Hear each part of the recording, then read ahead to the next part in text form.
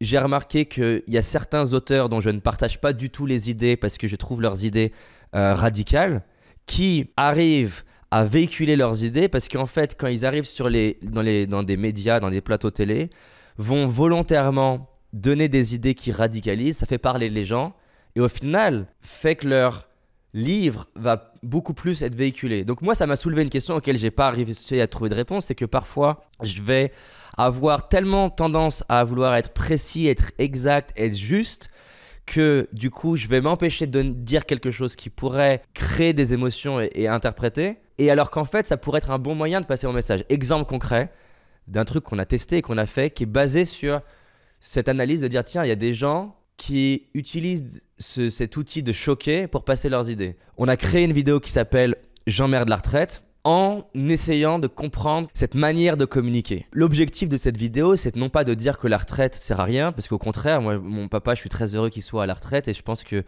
ça lui apporte beaucoup de sécurité psychologique, mentale, et il a travaillé toute sa vie, il mérite la retraite, tout comme des millions de personnes méritent leur retraite.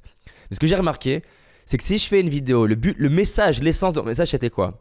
Ça m'attriste de voir des gens qui vont passer à côté de leur vie pendant 45 ans parce que ils vont se plier à ce schéma social de voilà, j'ai un travail pour m'acheter la belle maison et en fait se retrouvent à 65 ans déprimés parce qu'ils ont passé 45 ans dans un job qu'ils aimaient pas. Le vrai message, il était là, c'est attends pas 65 ans pour faire le job de tes rêves. Mais ce que j'ai remarqué, c'est que quand je passais le message de manière comme je viens de le dire là, vu que ça crée peu de réactions et ça crée peu d'émotions, mon message qui est hyper important pour moi et que je veux diffuser à un maximum de millions de personnes, c'est va vivre la vie qui t'inspire, crée ce qui t'inspire. Quand je le fais comme ça, je touche des gens, mais certaines personnes ne sont pas touchées parce qu'il n'y a pas d'émotion. En m'autorisant à provoquer, en disant voilà, j'emmerde la retraite, ça a créé un débat et l'être humain a besoin du débat. Depuis l'Antiquité, il y a des débats parce que je condamnais des gens qui disent des choses et j'étais en train de dire mais c'est même pas vrai ce qu'ils disent, c'est n'importe quoi ce qu'ils disent, je les condamnais, je les jugeais parce que j'ai une petite addiction à vouloir être juste et vrai. Je comprenais pas que derrière ça, il y avait un vrai outil qui peut être au service de ma cause qui est d'inspirer les gens à vivre la vie de leurs rêves. Il y a une notion d'arbitrage là-dedans en fait. Il y a une notion d'arbitrage, il y a une notion de nuance. Être plus vu, ça peut vouloir dire aussi être plus critiqué, moins compris.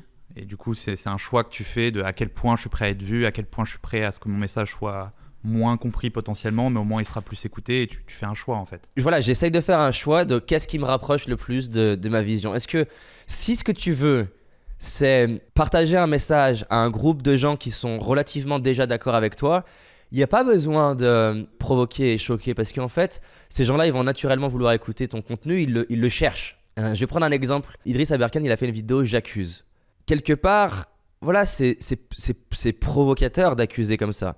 Et peut-être qu'en privé, peut-être, j'en sais rien, hein, peut-être qu'en privé, il est peut-être plus nuancé, parce que j'ai trouvé que sur certains endroits, ça manquait de nuance. Exemple concret, même si j'étais profondément d'accord, alors que c'est n'importe quoi donc, de gérer des cadavres de cette manière. Maintenant, moi, ce qui m'a manqué comme nuance en tant que spectateur, c'est comment de gérer des corps au quotidien.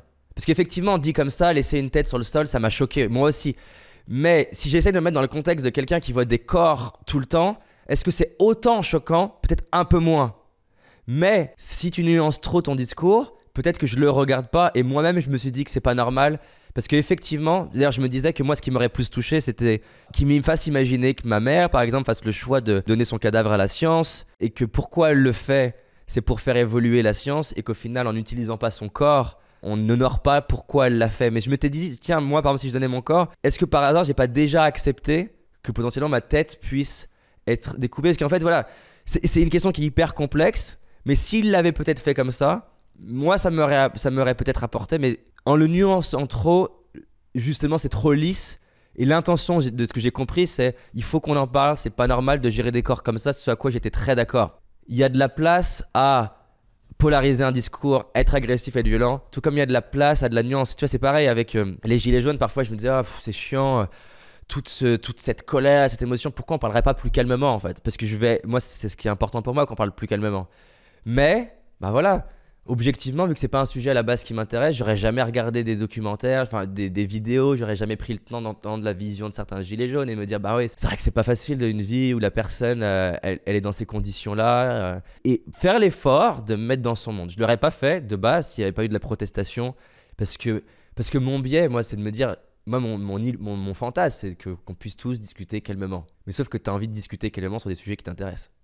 Et donc, en prenant du recul, je me rends bien compte que ça a un rôle à jouer d'avoir un discours qui est peut-être pas nuancé, qui est pas centré, qui est plutôt violent, même si je pense que pour aller plus loin, au bout d'un moment, ça apporte d'être plus calme et de se poser des questions en essayant de regarder plusieurs angles. Enfin voilà, c'est juste intéressant de montrer que je peux condamner des trucs parce que je vois pas la beauté dedans, et si je me penche dedans, je vais me dire, tiens, il y a quelque chose d'intéressant dedans. On peut apprendre du mouvement qui va être agressif, et le mouvement agressif peut apprendre du mouvement qui est plus pacifique. Moi, ma croyance, c'est que dans tout ce qui existe, il y a du génie, et qu'il faut dissocier pourquoi c'est fait, de qu'est-ce qui est fait, et dissocier qu'est-ce qui est fait du résultat que ça donne. Et c'est vraiment 3 choses. Pourquoi on le fait, le résultat que ça donne, et qu'est-ce qui est fait. Pour moi, c'est 3 choses qui sont totalement dissociables, parce que une personne peut faire quelque chose avec l'intention de détruire quelqu'un, mais qui s'avère au final la faire grandir.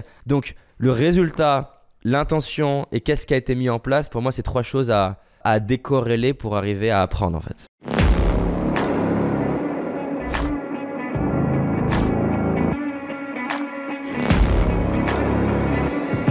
Business Tribe organise The Game, un événement inédit réservé aux entrepreneurs qui cartonnent déjà et animés à l'idée de transformer la vie de leurs clients et de leurs équipes.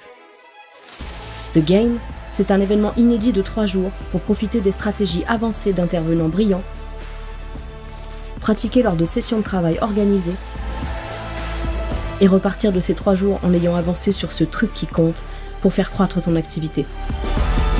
Rejoins la liste d'attente dès maintenant pour être informé en avant-première de l'ouverture des inscriptions.